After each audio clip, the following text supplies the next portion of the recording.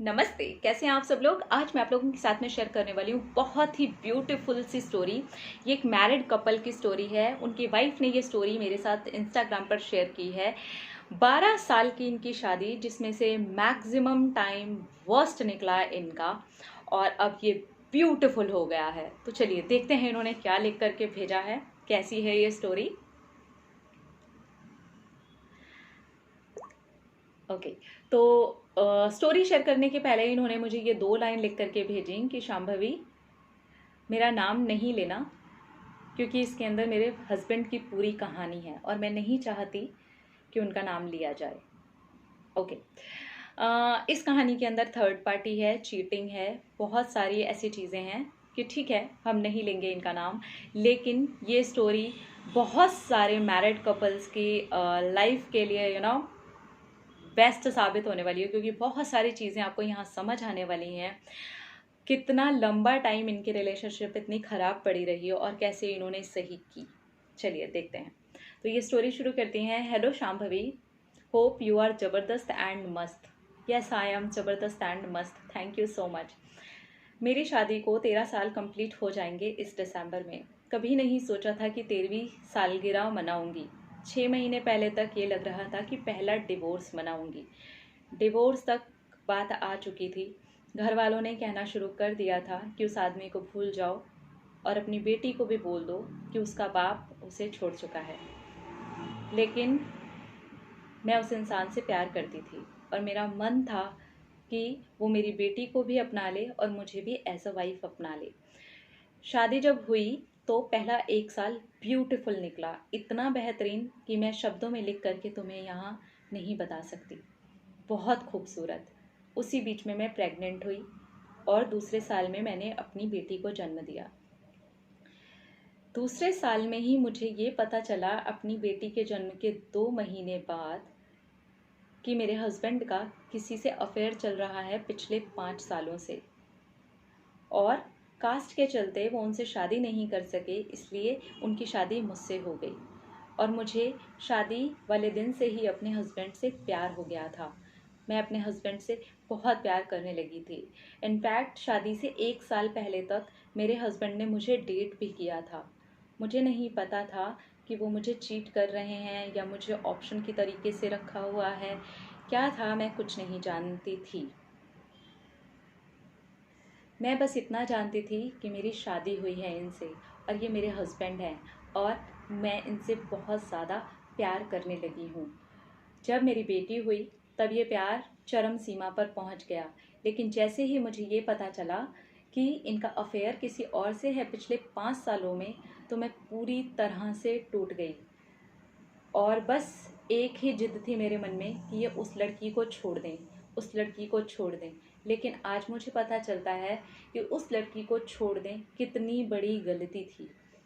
उसकी वजह से मेरे 11 साल बर्बाद हो गए, क्योंकि मैं 11 साल तक सिर्फ यही बोलती रही कि तुम उसे छोड़ दो, मुझे अपना लो और मेरी बेटी को अपना लो। एक माँ के लिए सबसे बड़ी चीज़ यही होती है कि उसका पति अब उसके बच्चे को बाप का दर्जा दे, बाप का प्यार दे। लेकिन मेरी बेटी को उस लड़की के चलते कभी ये प्यार नहीं मिला। फिर वो लड़की भी शादीशुदा थी और मेरे पति भी शादीशुदा थे। अब क्या वजह रही, क्या हुआ, मैं नहीं जानती, लेकिन वो 11 साल मेरे ज़रूर बर्बाद हुए। 6 महीने पहले तक सारी चीज़ें ऐसी हो गई थी कि मेरा पति मेरी शक्ल भी देखना नहीं चाहता था और 3 साल पहले मुझे मायके छोड़ गए। 3 साल में शुरू के 2 साल तक कॉल भी आते थे, कभी कभार मैसेज भी आते थे, लेकिन वो कभी मेरी बेटी के बारे में या मेरी हेल्थ के बारे में नहीं पूछते थे। और ये बात मुझे बहुत चुभती थी, क्योंकि मैं इस इंसान से अब भी प्यार करती थी। 3 साल से मायके में पड़े रहने के बाद भी मैं मन में यही सोचती रहती थी कि बस कोई ऐसा चमत्कार हो जाए और ये उस लड़की को छोड़ दें, जो कि मेरी सबसे बड़ी गलती थी। मैं मानती हूँ कि पिछले 11 सालों में ये मेरी सबसे बड़ी गलती थी। 6 महीने पहले मैंने ये सोचा कि उस लड़की को सोचने की बजाय क्यों ना मैं ये सोचूं कि मेरा हस्बैंड मुझसे बहुत प्यार करता है और इत्तेफाक से तुम्हारा वीडियो आया, तकलीफ़ वाला वीडियो मैंने तुम्हारा देखा। उसके नीचे मैंने तुम्हें कमेंट भी किया, जो कि वीडियो ने मुझे छू लिया। मैं बहुत रोई तुम्हारा वो वीडियो देख करके। उसके बाद मैंने तुम्हारे बहुत सारे वीडियोस देखे और मैंने ये समझा कि मुझे उस इंसान को निकालना होगा जिसे मैंने पिछले 11 सालों में एनर्जी दी है, यानी कि वो लड़की। और पिछले 6 महीने में मैंने उस लड़की का नाम तक नहीं लिया अपने दिमाग में भी, जिसे मैंने 11 साल से अपने सर पर बिठा रखा था और समझ ही नहीं पा रही थी कि ये मेरी सोच का नतीजा है जो मेरे सामने आ रहा है। और धीरे धीरे करके चमत्कार होने शुरू हुए।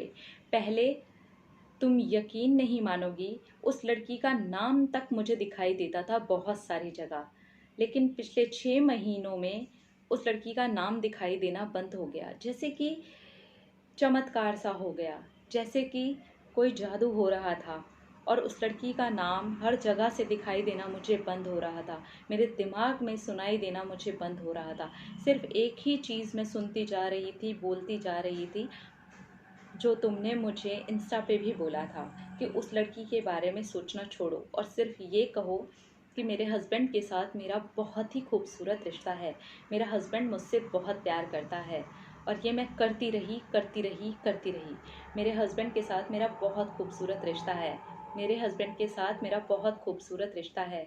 फिर तुम्हारी फ़ोटो टेक्निक भी मैंने यूज़ की, 2 कप मेथड मैं बहुत पहले से ही करने लगी थी। फिर बाद में मैंने तुम्हारा भी 2 कप मेथड पर वीडियो देखा, मुझे बहुत अच्छा लगा और मैं वो 2 कप मेथड को भी कंटिन्यू करती रही। और सिर्फ एक ही बात मंत्र की तरह मैं बोलती रही कि मेरा हस्बैंड मुझसे बहुत प्यार करता है और मेरी बच्ची से भी बहुत प्यार करता है, हमारी शादीशुदा ज़िंदगी बहुत अच्छी है। ये एफर्मेशंस हैं। मेरा हस्बैंड मुझसे बहुत प्यार करता है, वो मेरी बच्ची से भी बहुत प्यार करता है, हमारी शादीशुदा ज़िंदगी बहुत अच्छी है। मैं इसे फ़ील करती थी और खुश होती थी, मैं इसे फ़ील करती थी और खुश होती थी। मेरे घर वालों ने बोलना शुरू कर दिया था, लेकिन बस मेरा मन बोल रहा था कि होगा। मेरा हस्बैंड मुझसे प्यार करता है, मेरा हस्बैंड मुझसे प्यार करता है। 25 तारीख को उन्होंने कॉल किया मुझे कि सारी ट्रेन्स खुल गई, तुम्हें पता है? तो मैंने कहा हाँ, मैंने सुना न्यूज़ में कि सारी ट्रेन खुल गई।